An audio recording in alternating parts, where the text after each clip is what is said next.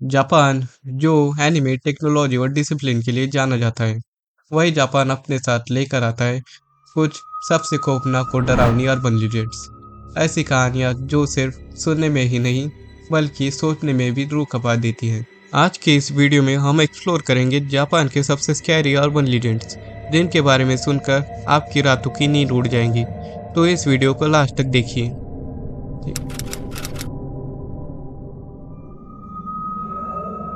Japanese urban legends बदला लेने वाली आत्माओं और भटकती स्पिरिट्स की भयानक कहानियों से भरी हुई हैं। इन्हीं में से एक अर्बन लीजेंड है टेके टेके। टेके टेके एक ऐसी भूतनी है जो आधी कटी हुई लड़की की आत्मा है, जो जमीन पर घिसटते हुए अपने शिकार की तलाश में भटकती रहती है। उसका नाम उस आवाज से आया है जो वो चलने के दौरान निकालती है, एक हद से ज्यादा डरावनी स्क्रैचिंग साउंड जो उसके आने का सिग्नल होती है। माना जाता है कि टेके टेकी की कहानी जापान में लेट 20th सेंचुरी के आसपास शुरू हुई थी, लेकिन इसका एग्जैक्ट ओरिजिन ट्रेस करना मुश्किल है, जैसे कि अर्बन लीजेंड्स होती हैं। ये कहानी भी word of mouth, horror forums और स्कूल के बच्चों के बीच फैली अफवाहों के जरिए फेमस हुई। इस कहानी के अलग अलग वर्जन्स मिलते हैं, लेकिन सबका बेस एक ही है। एक यंग लड़की, जिसे अक्सर स्कूल गर्ल बताया जाता है, रेलवे ट्रैक पर गिर जाती है और एक तेज रफ्तार ट्रेन उसे आधा काट देती है। चाहे ये एक्सीडेंट हो, सुसाइड हो या किसी ने धक्का दिया हो, उसकी मौत इतनी भयानक होती है कि उसकी आत्मा शांति नहीं पाती। वो एक ओनरियो यानी बदला लेने वाली आत्मा बन जाती है, जो लोगों का शिकार करती है। टेके टेके को अक्सर रेलवे स्टेशन, सुनसान सड़कों और स्कूल ग्राउंड्स के पास देखा जाता है।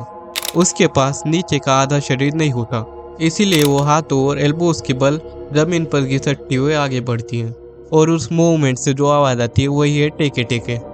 अगर उसका सामना किसी इंसान से हो जाए तो वो उसे सुपरनेचुरल स्पीड से चेस करती है। अगर वो इंसान भाग नहीं पाए तो वो उसे भी आधा काट देती है और उसे अपनी तरफ बना देती है।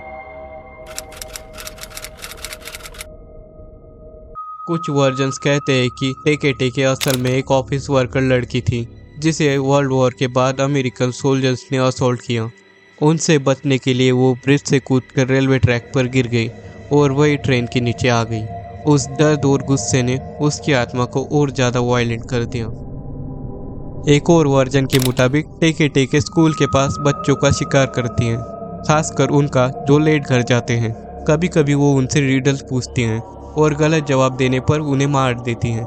चाहे कोई भी वर्जन हो, एंड हमेशा एक जैसा होता है, मौत। अब जानते हैं कि क्यों टेके टेके अर्बन लीजेंड इतनी डरावनी है। Fear of being chased. इंसान को सबसे ज़्यादा डर होता है जब कोई उसे चेस्ट करे। Train accidents and suicides. Japan में ट्रेन एक्सीडेंट्स और सुसाइड्स काफ़ी कॉमन है। इसी वजह से ट्रेन बेस्ड हॉरर स्टोरीज लोगों को और ज़्यादा अफेक्ट करती हैं। Fear of unknown. टेके टेके कब, कहाँ से और कैसे सामने आ जाए कोई नहीं जानता, और अननोन चीज़ें ही सबसे ज़्यादा खौफनाक होती हैं। चाहे ये पुरानी अर्बन लीजेंड हो, लेकिन टेके टेके आज भी जापानीज हॉरर कल्चर का बड़ा हिस्सा है।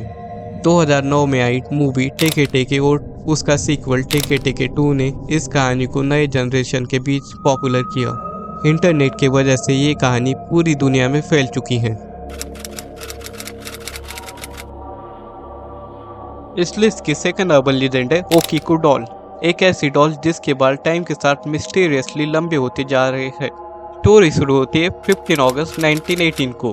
एक 17 साल का लड़का जिसका नाम है इकीची सुजुकी अपनी 3 साल की बहन किकुको के लिए सपारो एक्सपोजिशन से एक डॉल खरीदता है। इस डॉल का चेहरा बिल्कुल वाइट था। डॉल ने किमोनो, एक जापानीज अटायर पहना था, और उसका शॉर्ट बॉब हेयर कट था, जिसे जापानीज में ओकप्पा कहते हैं। छोटी कीकोको चैन को वो डॉल बहुत पसंद आई। कीकोको उसके साथ हर वक्त रहती थी, उसके बाल बना कर देती थी और उसके साथ पूरा दिन खेलती रहती थी और उसे अपने साथ ही लेकर सोती थी। लेकिन एक साल बाद कीकोको चैन को एक बहुत बुरा कोल्ड हुआ, जो निमोनिया में बदल गया और किकुको की डेथ हो गई। जापान में जब किसी का क्रिमेशन होता है तो एक ट्रेडिशन फॉलो किया जाता है, जिसमें फैमिली मेंबर्स और क्लोज फ्रेंड्स कॉफिन में एक छोटी पर्सनल चीज़ रखते हैं। जिसे डिसीज्ड पर्सन अदर साइड पर ले जा सके। इन आइटम्स को कहते हैं टोकोसोहिन, ग्रेव गुड्स। आज भी ये ट्रेडिशन फॉलो किया जाता है।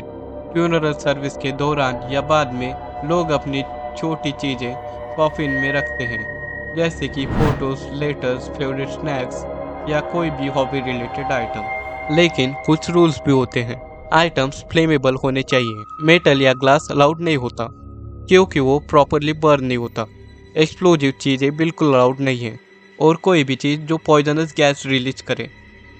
अब आप इमेजिन कर सकते हो 4 साल की कीकू को, जो अपनी डॉल से इतना प्यार करती थी, वो चाहती होंगी कि डॉल उसके साथ जाए, और शायद उसकी फैमिली भी यही चाहती थी। लेकिन किसी रीज़न से डॉल क्रिमेशन के साथ नहीं गई। शायद वो भूल गए या फिर शायद मटेरियल अलाउड नहीं था। जो भी रीज़न हो, डॉल घर पर रह गई। फैमिली ने उसकी एसेस को एक अर्न में रख दिया और उस अर्न को अपनी फैमिली बुत्सुदान पर प्लेस किया, और अर्न के पास रखी गई उसकी फेवरेट डॉल ओकीको, जिससे वो दोनों अब भी साथ रहे। रोज फैमिली बुत्सुदान पर प्रेयर्स करती थी। कुछ महीनों बाद उन्होंने नोटिस किया डॉल के बाल पहले कान के नीचे तक थे, अब वो शोल्डर्स तक आ गए थे। टाइम के साथ और लंबे होते जा रहे थे। फैमिली ने डिसाइड किया कि कीको की स्पिरिट डॉल के अंदर रह रही है। 1938 में जापान वर्ल्ड वॉर 2 में एंटर करता है। इकिची और उसकी फैमिली को वहां से शिफ्ट करना पड़ता है। शिफ्ट होने से पहले उन्होंने डॉल और उसकी एसेस को लोकल टेंपल में रख दिया। 7 साल बाद जब फैमिली वापस आई, तब मोंक्स डॉल का ध्यान रख रहे थे और डॉल के बाल अब कमर तक बढ़ गए थे। एक सेरेमनी हुई, डॉल के बाल हल्के ट्रिम किए गए, फिर भी डॉल के बाल वापस से बढ़ गए। तब फैमिली ने रिक्वेस्ट की कि डॉल को परमानेंटली वहां पर रखा जाए। मोंक्स रोज उस पर प्रेयर्स करते थे आज तक। 1970s में एक थ्योरी आई। ओल्ड डॉल्स में हेयर एक लंबा ह्यूमन हेयर स्ट्रैंड फोल्ड करके स्काल्प में ग्लू किया जाता था। टाइम के साथ ग्लू लूज हो सकता है, इसी कारण से फोल्डेड हेयर स्लीप हो सकते हैं और एक साइड लंबी लग सकती है। लॉजिकल लगता है, लेकिन एक प्रॉब्लम है, कोई हेयर शॉर्ट नहीं हो रहा था। डॉल रेयरली टच होती थी और करंट फोटोज में हेयर कमर से काफी नीचे है। अगर फोल्ड थ्योरी सच होती तो मैक्सिमम लेंथ लिमिटेड होती, ये उससे 3-4 टाइम ज्यादा है।